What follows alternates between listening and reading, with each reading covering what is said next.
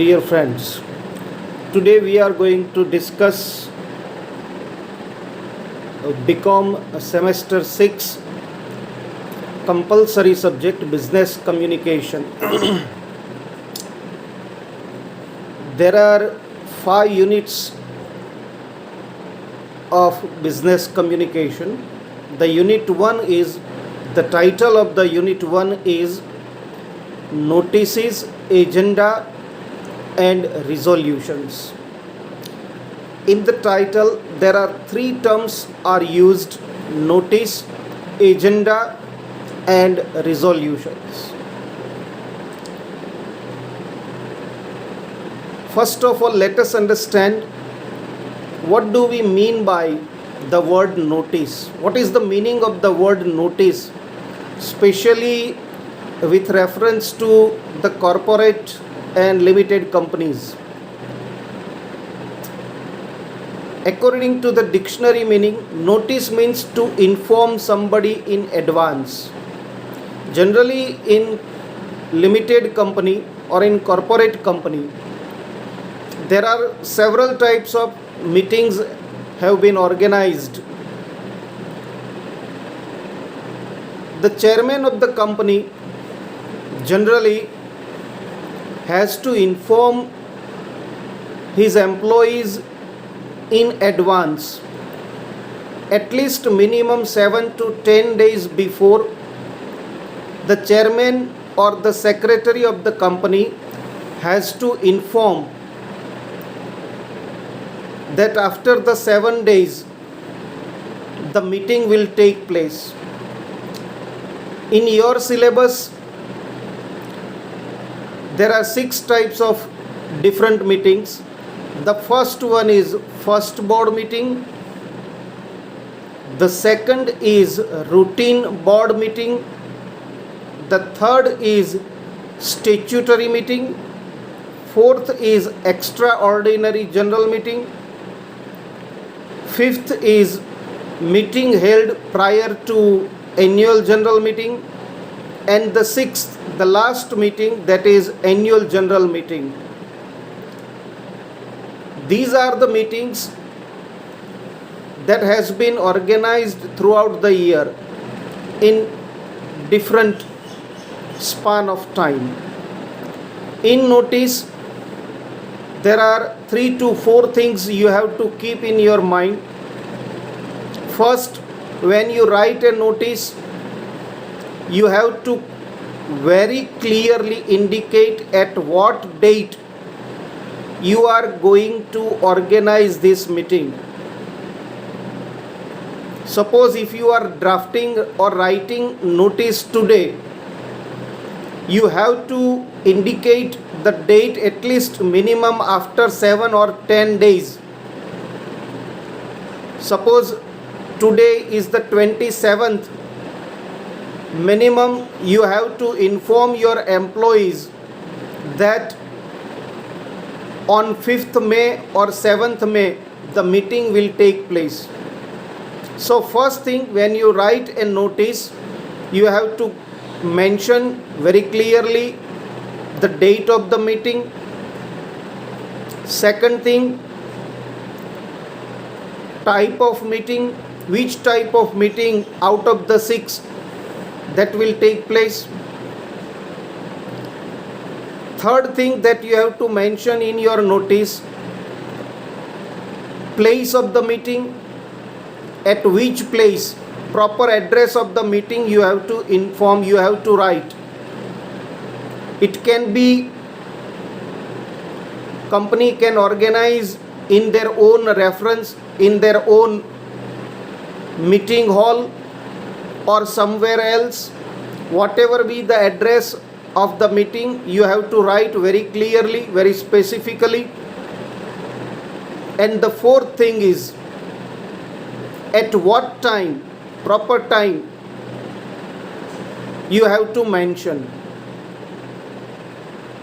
Meeting can be generally supposed to be organized in the morning after 10 a.m. or 10:30 a.m. and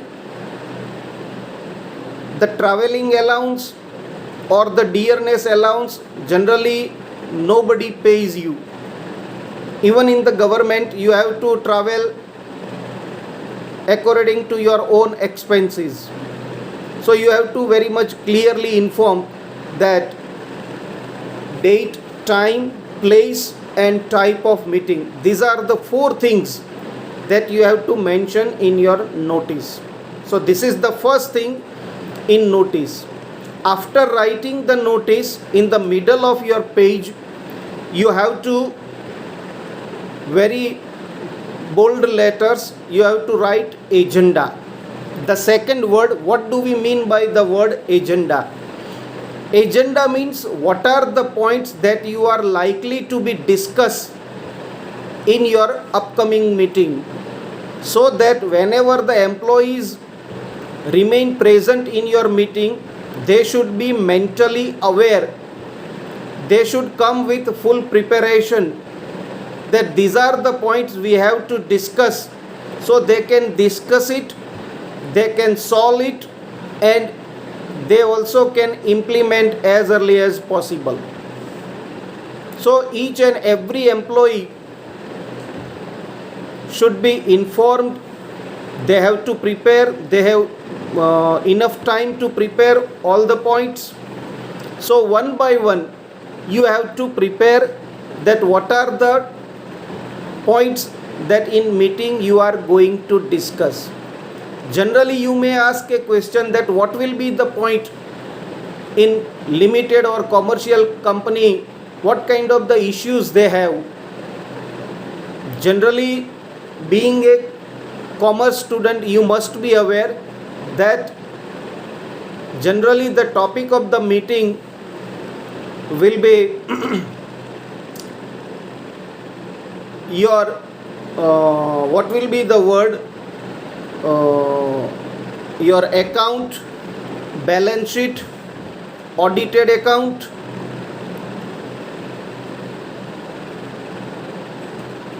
introduction of the new scheme, minutes of the previous meeting,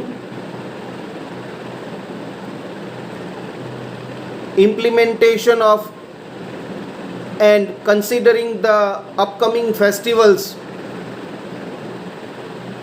Generally the company may announce different sale or a commission. It can be 5% to 10%.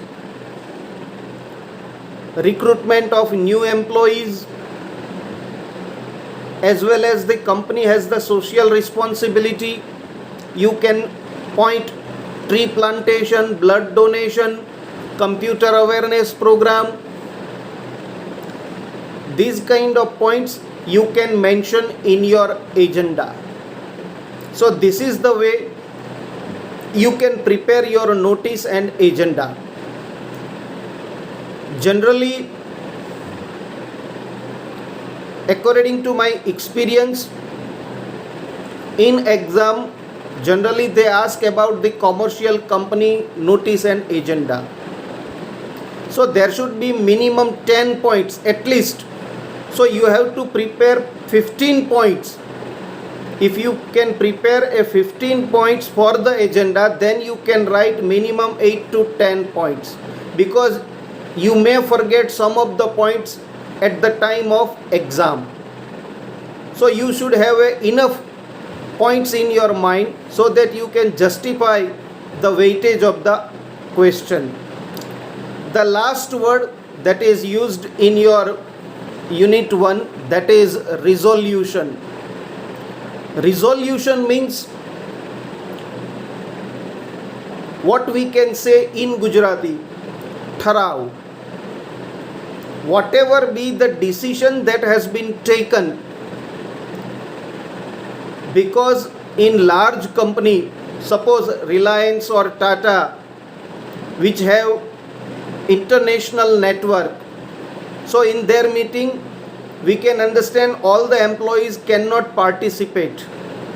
So those employees who remain absent in the meeting, it is the responsibility of the company that all the employees should be informed that what kind of decisions have been taken. So at least minimum in your syllabus there are 25 resolutions different, and you have to prepare accordingly. And when we will start lectures, we will discuss each one step by step, all the resolutions, and you have to define, you have to explain that what do we exactly mean by, suppose they may ask that audited account, what do you mean by word audited account? Balance sheet of the year 2020. So this kind of the word, and there are 25 different resolutions, and you have to give the definition maximum in 3 to 4 sentences. Another thing, from theoretical perspective, types of joint stock company that we have discussed just few minutes back, that there are 6 types of meeting.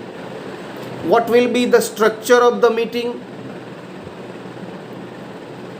Preparation of agenda, how generally secretary of the company prepares agenda for the meeting, and types of resolution.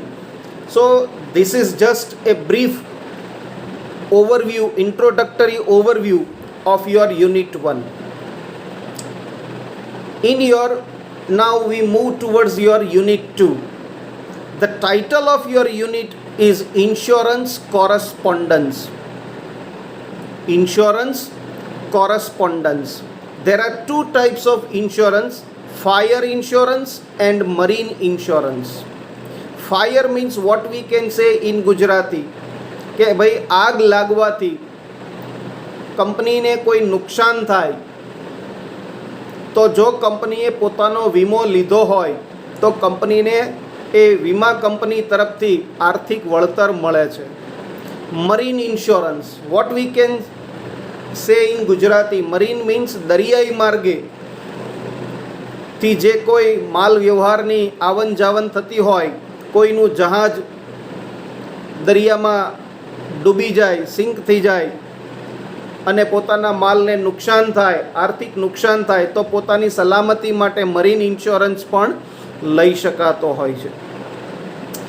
The points that we have to discuss: types of fire insurance, કેટલા પ્રકારના fire insurance, marine policies, how we can claim, what is the procedure to make your claims. This is just a theoretical perspective. Mostly 95% letter will be asked regarding fire and marine insurance. First one, in fire insurance, that you request for goods against fire or marine hazard. Suppose you have come across the fire and you have lost your goods or property, you can register, you can claim to the fire insurance company. Before the next letter is, before taking the insurance, you generally invite a quotation for the premium. You inquire that at the end of the year, how much I have to pay as a premium of the insurance policy, so that you can be quite aware regarding your financial position. There are facility given by the marine fire insurance that you can pay your premium after 3 months, 6 months, or in a year. The third letter is insurance company quoting a rate of premium. The third letter is કે ભાઈ તમે quotation ભાવપત્રક મગાવ્યું, તમે જાણી લીધું, પછી insurance કંપનીને આપણે ઇન્ક્વાયરી પૂછપરછ કરતો પત્ર લખીએ જ, તો ઇન્સ્યોરન્સ કંપની જે છે તમને દે ઇન્ફોર્મ યુ કે ભાઈ આ ઇન્સ્યોરન્સ લેવા માટે થઈને આ રીતની પ્રોસેસ છે, આ રીતની કાર્યવાહી કરવી પડશે, આવા ડોક્યુમેન્ટ તમારા જોશે અને તમારે આટલા રૂપિયાનો કે ભાઈ સપોઝ કે ભાઈ તમે 1 લાખ રૂપિયાનો વીમો લ્યો તો એની સામે તમારે કેટલું પ્રીમિયમ ભરવું પડે કે ભાઈ 1 લાખનો વીમો હોય તો 5,000 રૂપિયા કે 3,000 એના નિયમ પ્રમાણે, ઇન્સ્યોરન્સ કંપનીના નિયમ પ્રમાણે તમે 3 મહિને, 6 મહિને કે વર્ષે પ્રીમિયમ ભરી શકો છો. એમાં તમને ઇન્સ્ટોલમેન્ટ, તમને હપ્તા સિસ્ટમ કરી આપે છે. એટલે આવી જાણ કરતો પત્ર ઇન્સ્યોરન્સ કંપની એ પોતાના કસ્ટમરને જાણ કરે છે કે ભાઈ આ રીતની કાર્યવાહી, તમારે ડોક્યુમેન્ટ, આટલા પૈસા તમારે પ્રીમિયમ સ્વરૂપે ચૂકવવા પડશે. ત્યાર પછી છે કે ભાઈ customer request for reduction in premium. Customer has all the rights. The customer request to the fire insurance company that kindly reduce the amount of premium.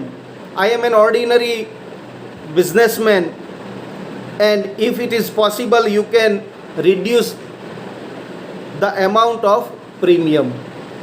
So એક કસ્ટમર તરીકે તમે મરીન ઇન્સ્યોરન્સ કંપનીને વિનંતી કરતો પત્ર લખો છો કે ભાઈ જે આ પ્રીમિયમ જે છે, પ્રીમિયમનો જે રેટ છે એ તમે થોડોક ઘટાડી આપો. તો એ રીતનો પણ તમને પત્ર પૂછી શકે છે. There are many a time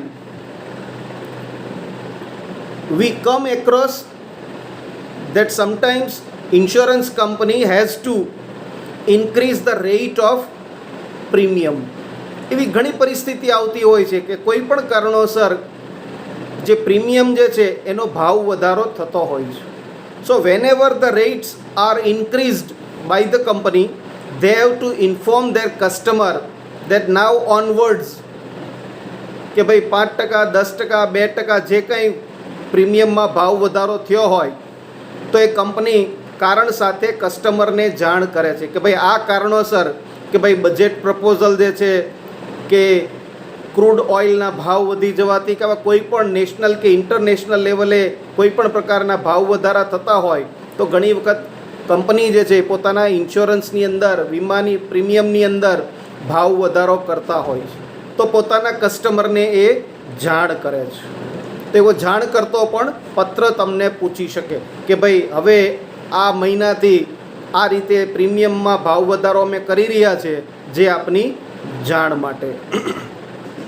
પછી જે છે કે ભાઈ if any kind of hazard, any kind of destruction has taken place in your company, it can be due to fire, it can be to heavy rain, it can be to earthquake, whatever may be the reason, you claim for that કે ભાઈ મારી કંપનીમાં આગ લાગી ગઈ છે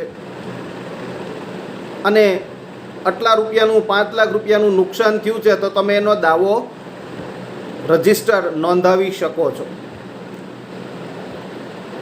તમે દાવો નોંધાવ્યા પછીનો બીજો જે પત્ર પૂછી શકે કે વીમા કંપની જે છે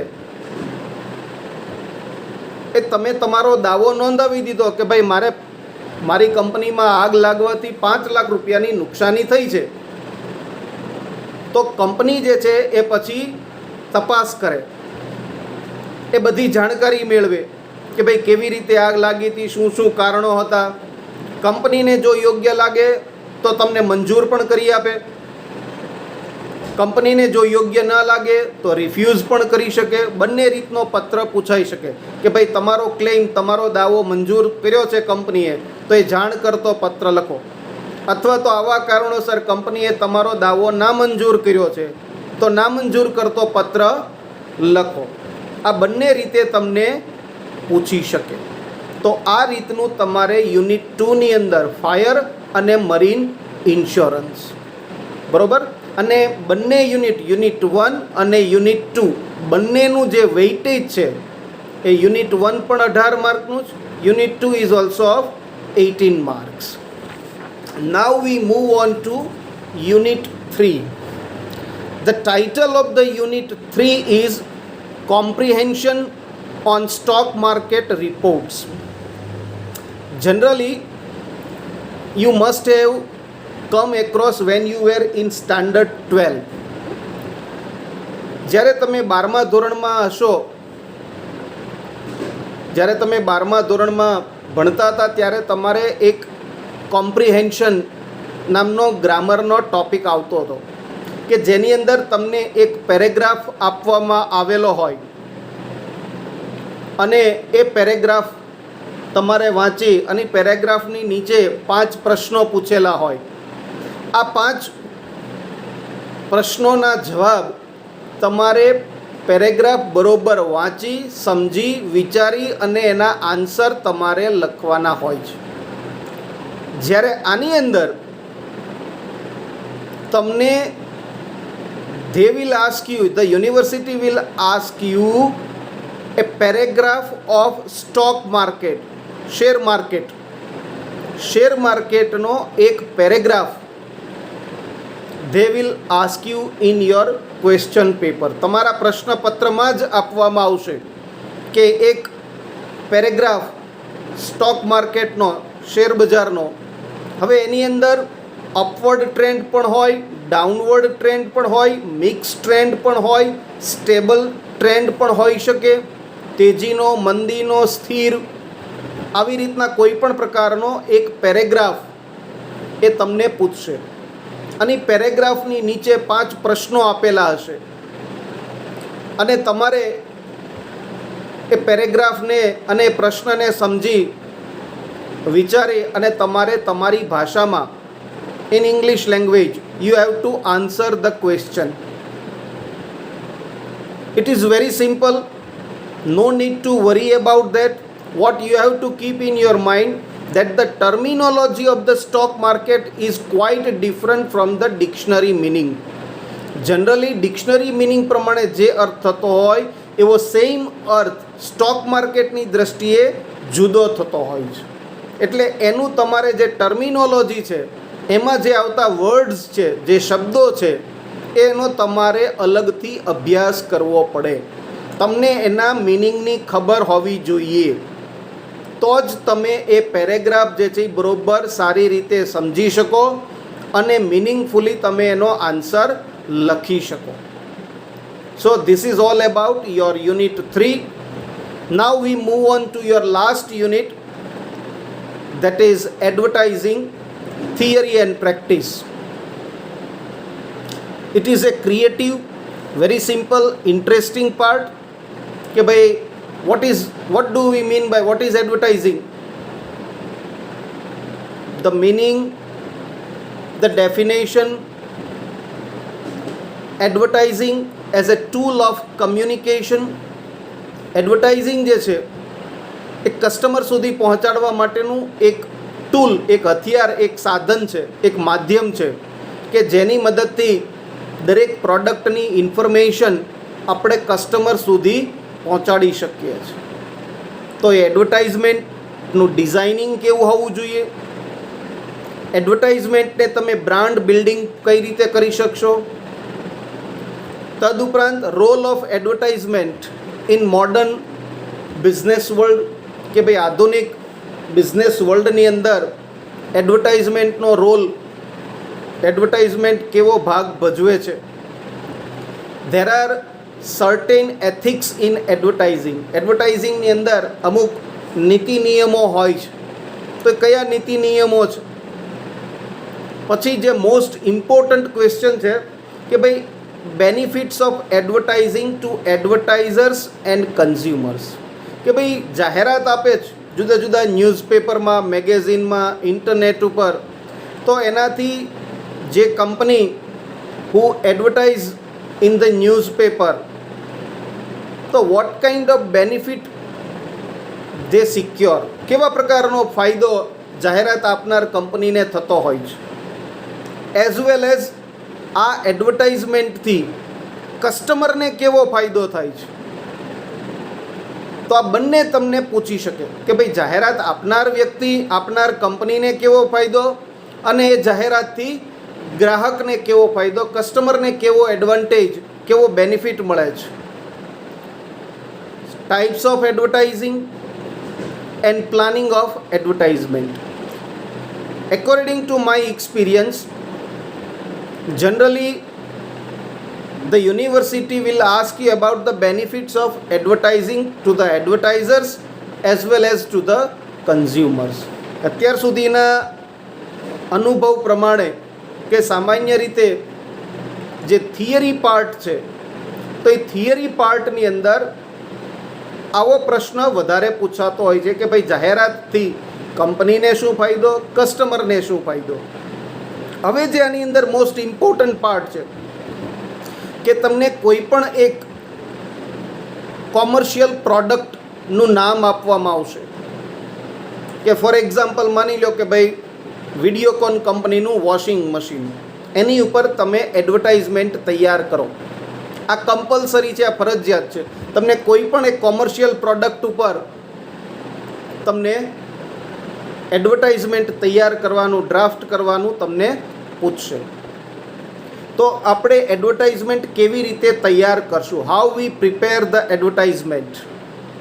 તો જનરલી એની અંદર આપણે કે જ્યારે કોઈ પણ પ્રોડક્ટ આપણે શા માટે જાહેરાત આપીએ છીએ, કોઈ કંપની પોતાની પ્રોડક્ટની જાહેરાત આપે છે, ટેલિવિઝનમાં આપે છે, ન્યૂઝપેપરમાં આપે છે, મેગેઝિન્સમાં આપે છે, ઇન્ટરનેટ ઉપર આપે છે. વાય? શા માટે?